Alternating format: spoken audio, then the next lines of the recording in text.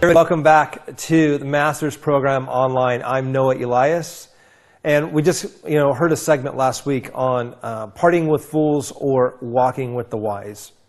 A couple of things before we get into the segment with Bob and I drilling down on the questions that just really stick out for me on the whole idea of knowledge versus wisdom.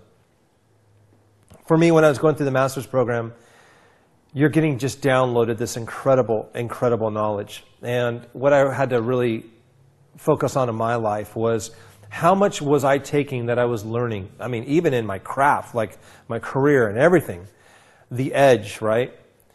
That I was just filing away as, hunts or kills or little mountaintop peak experiences that I gained and just shelved them away on a bookshelf. It's as if you walk into the office and look at this guy's bookshelf, and he defines himself by the books that he owns.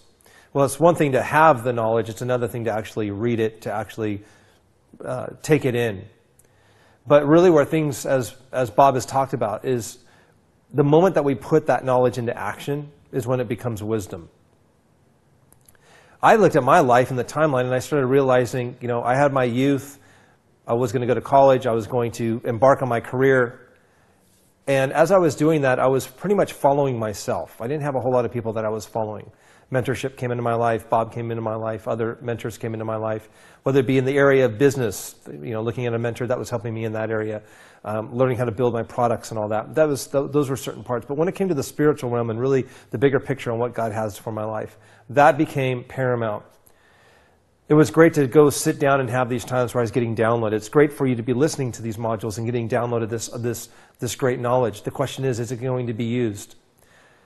I am very, very big, and I am like a knight. Like I herald it. I rally people around the idea of let's stop dreaming, let's stop talking, let's do it. Let's actually take what we've learned and put it into practice. It is until then that we're going to be able to have a life of impact.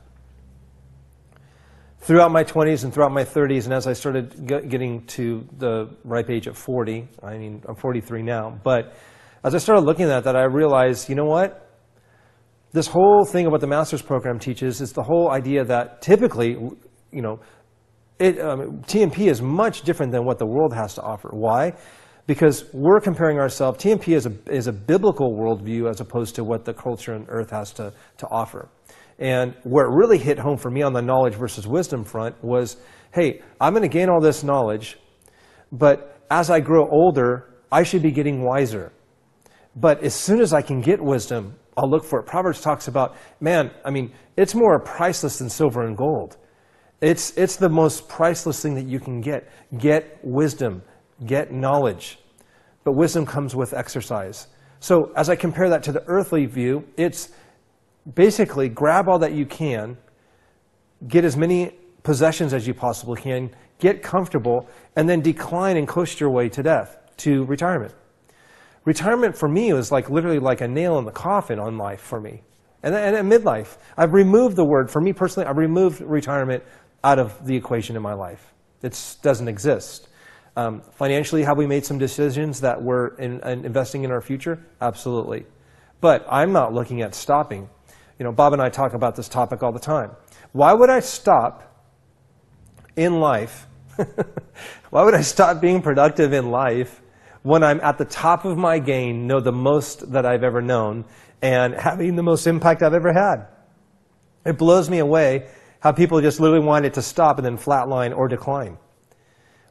We're at our wisest, we're going to grow in knowledge, and we're going to keep getting better, and we're going to be the best at what we've ever been able to do.